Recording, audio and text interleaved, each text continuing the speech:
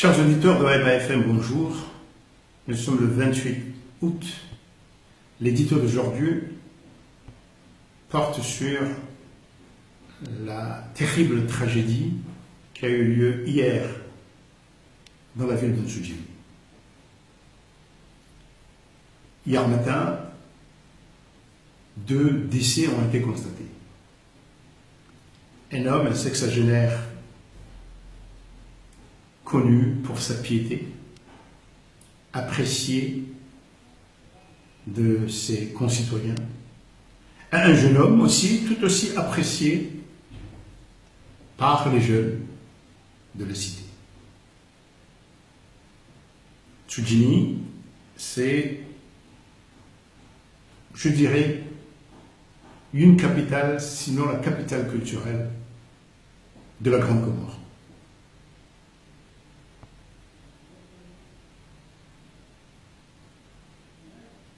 Le drame est terrible.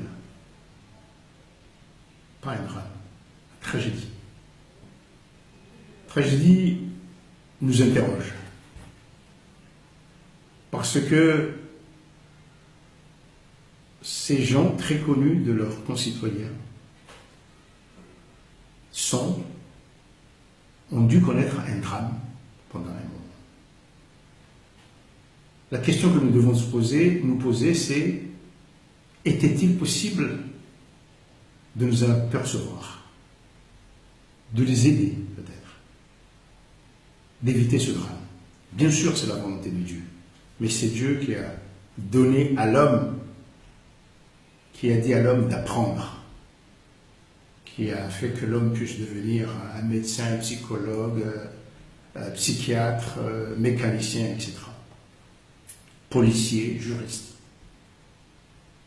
Notre société a beaucoup changé. Avant, il y avait le quartier. L'enfant, quand sa mère était en colère, quand son père lui donnait une gifle, allait chez la tante à côté. Le quartier, c'était en quelque sorte un foyer élargi. Aujourd'hui,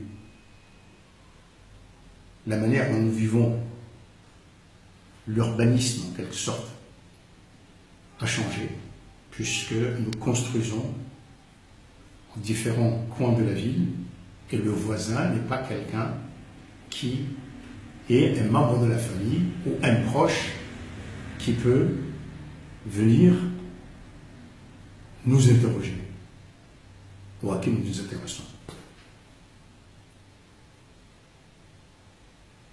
La société a changé, vous le constaterez dans les cérémonies traditionnelles ou autres, dans un majlis, le jour du mariage, dans le carton d'invitation, on parle de Igna, la ligne matrilinéaire de chez la mère.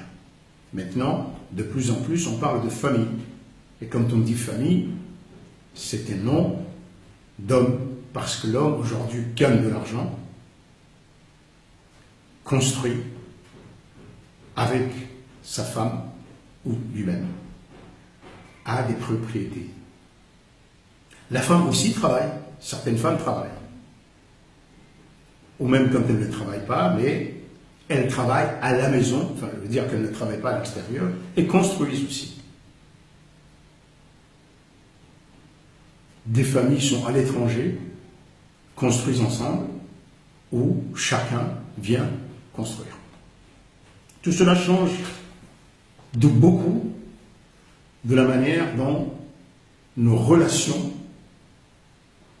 se développent à l'intérieur de familles, et les conflits aussi. Les conflits, même si nous savons que les conflits fonciers sont les plus importants ici, mais des conflits aussi, je dirais, humains. Quelle est ma place dans cette famille? Est-ce que on valorise à juste titre ma contribution? Est-ce que mes frères, mes sœurs, mes beaux-frères, mes belles-sœurs,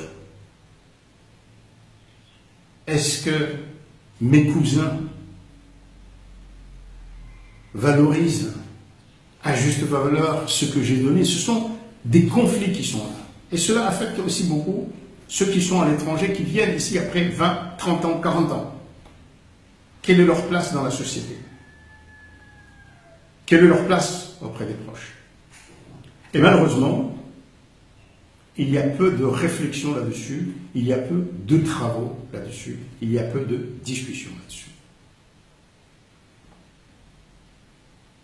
Or, il en faut. Il faut que nous nous adaptions à cette société qui change, qu'on ait des réponses. Il faut peut-être des assises de la nouvelle société comorienne. Le fait qu'il y ait une émigration, ce n'est pas simplement l'argent les contributions, mais aussi la place de l'homme dans la société, qu'est-ce qu'il retrouve à un moment donné.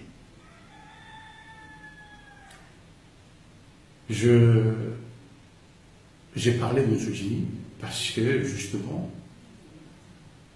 c'est une ville où il y a suffisamment de savoir, d'intellect, d'histoire, pour qu'elle soit un foyer, peut-être avec une ville comme Domoni en juin, bien sûr, mais je parle de villes où à la fois il y a une histoire profonde, conservée, qui n'a pas encore disparu parce que ça disparaît très vite, notre histoire, et en même temps la modernité.